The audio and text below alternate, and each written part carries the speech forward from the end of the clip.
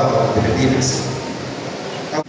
Ako po si Attorney Jeffrey Rodlan, ang talagang Deputy City Administrator. Kasama ko po ang buong kawani ng opisina namin.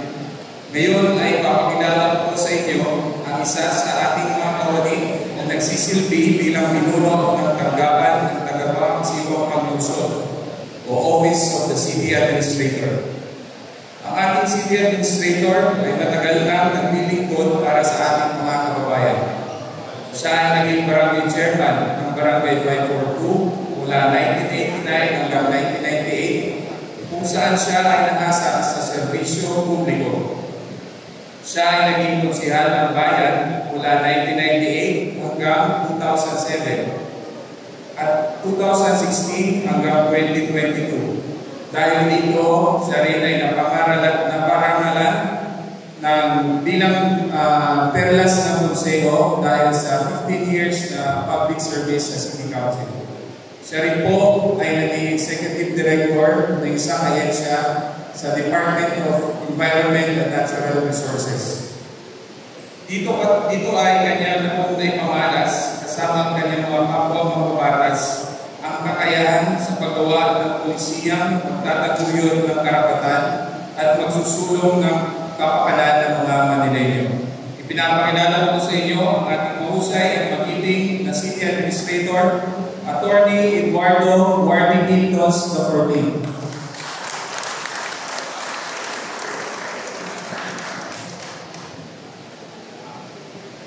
Boss, Vice, sa lahat ng natawa niyo ng aming mga kanalang sa pagkakataon sa inyo lahat.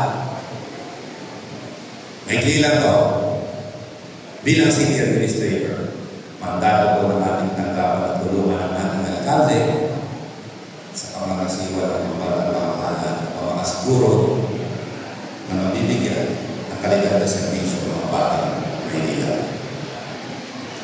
Ramdam natin ang bigat ng mandato nito, lalo-lalo na sa panahon ng transition. Marami tayong pagsubok na kakaharapin, pero huwag tayong matakot. Pagpus ay laging tatandaan. A problem well stated is a problem half solved. No problem can be solved from the same level of consciousness that created it. Problems are not stop signs. They are guidelines. No problem can withstand. That's all sustained thinking.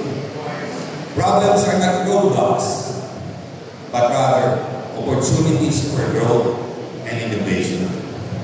And that effective solutions often require a change in perspective and sustained thinking.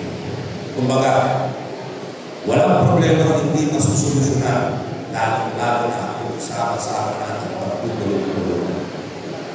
At upang magbigay ng kanyang lingguang mensahe, pinakingilala ko sa inyo ang mathematician na ating mahal na lungsod sa pagkakasako, problem solver ng bayan, ang arkitekto na make Manila great again, ang nagsisilbing inspirasyon ng lahat, ang mahal natin at mahal natin lahat, ama ng lungsod ng Maynila, Tagalang-galang Yorme Estorel.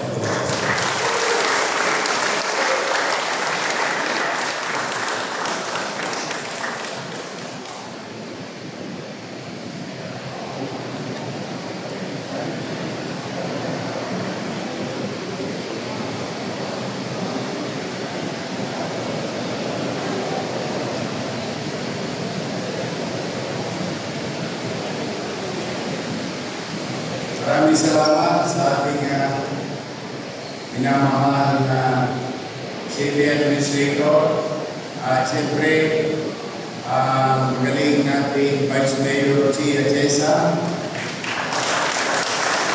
At lahat ng mga konsyehal na nandito ngayon, Department Head, at mga kapwa namin na lingkod bayan sa national government, mga kapwa-empleyado, pamahalaan ng lungsod at mga bisita, Magandang umaga sa inyong lahat. Good morning. It's a gloomy day. Salamat sa Diyos. Nakaraos tayo last week. Napakahirap po last week. Talaga na kami nilang Grace, Randy Sala, Kenneth Morao, Abel Angeles, MTPB, Dennis Kaya, hindi kami makagalaga na kung paano maging ligtas para sa lahat ang kalsada ng puso sa kasagsagan ng mga pagkakas. Salamat sa Diyos na karaos tayo. Ngunit bukas, magsipaganda kayo. Meron na maparating. But rest assured that in our own little way, as your city government, despite of all the challenges, financially and facility na may hindi tumakabo, ay patuloy natin gagawin hanggang kaya na laging ligtas ang ating kalsada at kung sakaling man ito'y maging challenging, magawa ng orisyon agad ng inyong pamahalang lungsod. Another way, I think on optimistic side, meron naman hopefully, kaya Diyos na magandang mga balita na papasok sa atin. Patuloy natin pag-ahon sa pagkakanubo, hindi lang po sa baha, sa lahat ng aspeto na kailangan tinutugunan ng pamahalaan. But let me begin with for our employees, particular sa inyo. Last week, I have met their meeting with the chairman, president of GSIS. As you all know, and in fact, alam ko ng mga ibang ahensya ng gobyerno sa pamahalaan ng lungsod, particularly sa city treasury, sa accounting, ang Maynila ay may obligasyon bayarin sa GSIS na naman worth 325 million. Ang malungkot dito, hindi po ito pera, hindi po ito pera ng taxpayer. Ito ay pinagtrabaho na, pinaghirapan na, at pera ng mga empleyado ng gobyerno ng Maynila. Madalit salita, ang trabaho lang namin bilang punong lungsod, bilang employer nyo, is bawasan sa payslip nyo ang contribution nyo sa GSIS at kuha ng hanang ibibigay sa kanila dadali sa GSIS. Ganun lang po kasimple. Nangyari na yan dati. In fact, from almost 300 million nakadiskwento ako, napagbigyan ako ng GSIS sa mga penalties and surcharges kasi naawa ko na kung naroon mga panahon na yun, first term ko, na baka yung mga integradong empleyado hindi naman makakuha ng pension kasi sa records ng GSIS hindi sila kumpleto. Pero sa payslip nila, kumpleto ang bawas. Na-resolve na yan. I thought, pagtutukan ng kasi niya ng nakaraan ngunit, umulit yung nakakaroon mo mga empleyado mga kasama ko naglilingkod sa bayan, umanakad kayo. I think I had a very productive meeting kay President and General Manager o Chairman Wing Piloso ng GSIS and the entire team ng GSIS. So, kung dati, actually sila may sabi nito, hindi naman ako, during the meeting. Sabi nila, yung panahon natin, updated, in fact, nakabigay pa sila, naalala nila yung nakadisplay sa wall ko. Certificate of completion or payment, complete payment. But anyway, we're gonna face these challenges. Hindi ko hayaan na mapariwara yung inyong mga inulog o kontribusyon. Pipilitin ko po na marisolve ulit yan. Usapang retiro, usapang retirement. Sana habang buhay na mag-retire ang mga colleagues. But I was called, my attention was called by OIC City Treasurer Atty. Paul Vega na may mga inundihan tayo 1 year, 3 years, 5 years, 7 years na naghihintay ng terminal bill. Hindi pa nabibigay sa kanila. Yung marami sa kanila, 33 years, 31 years, 2 years, 10 years, nagservisyo kasama namin. Pero hindi ka nakakatahan yung terminal bill nila. For some reason, walang cash.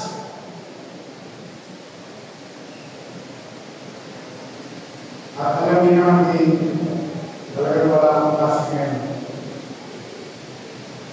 Pero, sabi ko kay Paul, lalo Paul, ito mahirap ang pera natin ngayon. Pero,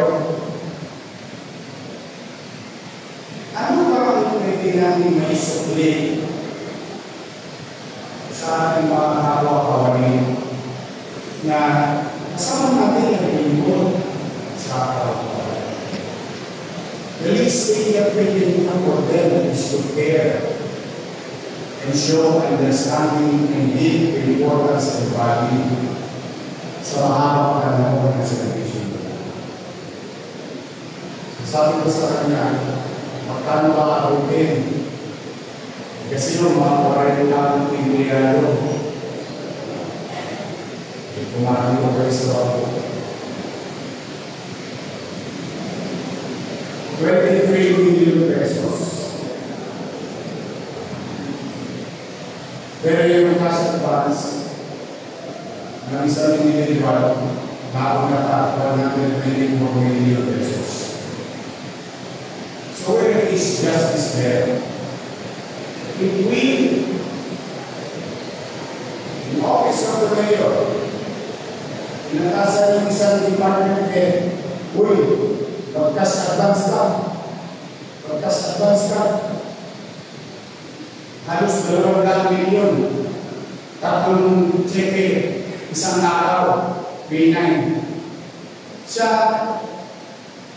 pag yung gigil ako, okay lang na mag-cash advance siya, pero yung gigil ko, na may 23 million worth lamang na pera, na ako yung cash advance.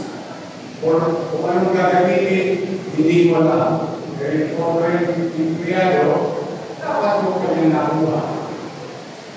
So, to cut a long story short, and I said to Paul, kahit wala tayong pera, unahin mo sila.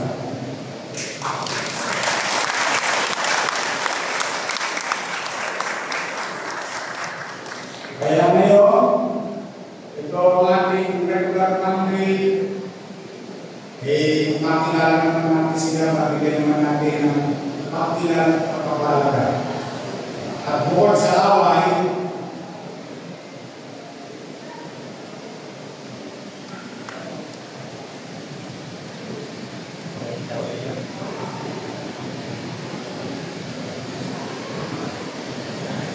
gawa na yung check nila.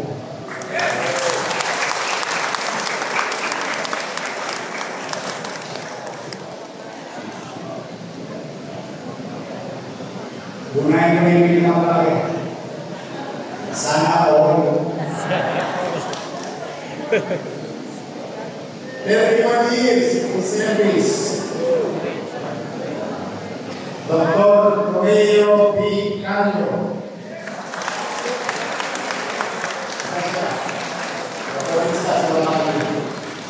Tapos tuloy namin kung saan talaga naman. Kundi lang naman yung makukuhanan niya at makukuhan ng pamilya niya. Magagamit niya sa mga darating na araw, linggo, buwan, taon, at amounting to 4,483,000.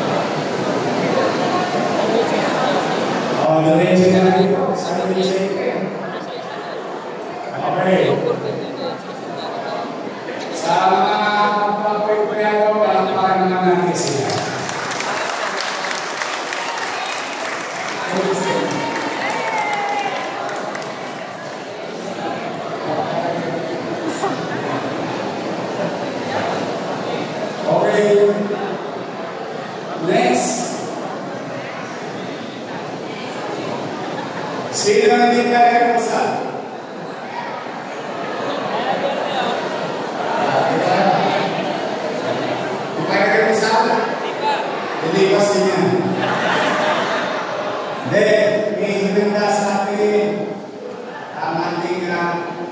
private partners in the development of the city of Manila.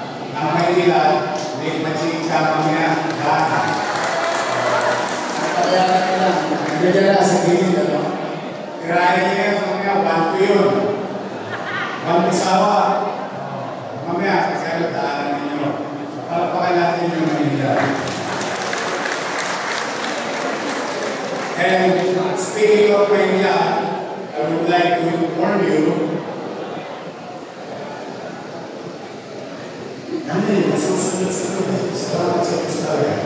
Nagsusunod-sunod. SM San Lazaro will have redevelopment. SM Manila will have development. D4PR, papasok na sa atin ng trend. May bagong development tayo. Tapos, ang negosyo, bumigil ko muna last week, bumigil ko muna 433 new businesses in the city of Manila.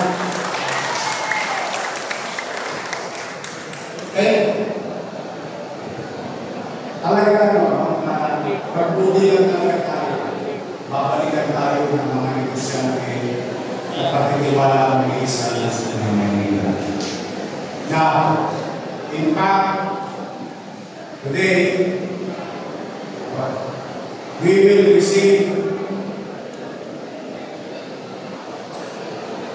development again from the private sectors para sa benepisyo ng malinis, maayos, na daloy ng tubig inumin sa lungsod ng Maynila. Last 2 weeks ago, nang kinausap ko sila, kung pwede bumalik na ulit sila sa Maynila at lahat ng uli ng development, ito na nila because we will approve it. Now here we are today with our private partners for the development of the city. Nakita nyo ginagawa ng Meralco. Lumilinis ng Alcab, Calzada, and so many of tubig.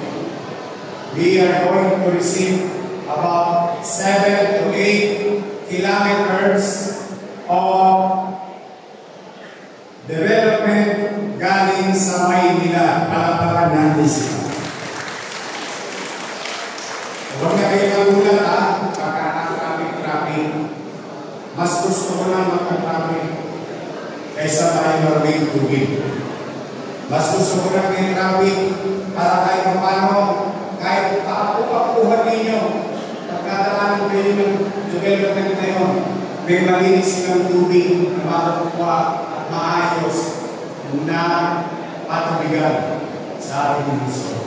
This is now for the future. And I always welcome each and every one of them. Go back to Manila. Balik kayo na po kami. Dito na po kami kayo mamuhunan sa lungsod ng Manila. No harm will come to you. No abuse. Gone are the days na ulitin ko in the old days, yung zoning board, yung business permit, yung assessor na madalas reklamo sa akin. Tapos na tayo. Let's start anew. Redeem yourselves. Let's redeem ourselves. Make business easy to deal with the city government. Let's practice the ease of doing business in the city of Manila, the way it was before. Now we are starting. So, mga ko naglilingkod, ako'y napakababang loob sa inyo. Nakikiusan ko sa inyo. Hindi naman siguro mahirap. Magbuti lang tayo sa trabaho. Wala na akong panghihingi. Okay na ako doon. Iparamdam natin sa hihingi ng tulong. Iparamdam natin sa pamumuhunan. Iparamdam natin sa mga bisita natin. Mga dalaw sa kanya-kanya ng bisita natin. Na tayo ay empleyado ng gobyerno ng Maynila, Kapitolyo ng bansa, at kami ay tunaran ng mga empleyado sa buong Pilipinas. Take pride on it. Premiado ka ng empleyado. Ibalik ninyo ang dahal ng pagiging empleyado ninyo. Alam ko maraming inago sa inyo. Alam ko maraming inapaka sa inyo. Alam ko maraming inagusto sa inyo ang inyong mga amo-amo ng araw. Ngayon, I will not tolerate abuse. I will not. I may not be perfect, and it will not be perfect, but no abuse will be done. Kaya, mga kapapagkado, asa yung problema nyo o problema nyo? Yung problema ng siyudad, problema namin lahat. Sagot ko kayo. Pumanatag kayo. What is due for you will be given to you. That I commit to you. But also, we have a commitment to the city. Gawin natin maliwalas at panatag ang pamumuhay sa Amerika. Balik natin yung tapos ng ilong natin. Tayo ang mga batang Maynila. Tayo mga Maniling. Tulad ng awit. Awit ng Maynila. Maynila, Maynila, dalhin mo ang Manila. That's what is written in our local anthem for the city of Manila. Kaya niyo yun. Nagawa niyo dati. Uulitin na lang natin. And I always believe in you. So have a good week, healthy, malusog, at ligtas na nito. Mag-iingat kayo. Kailangan ko kayo. I love you.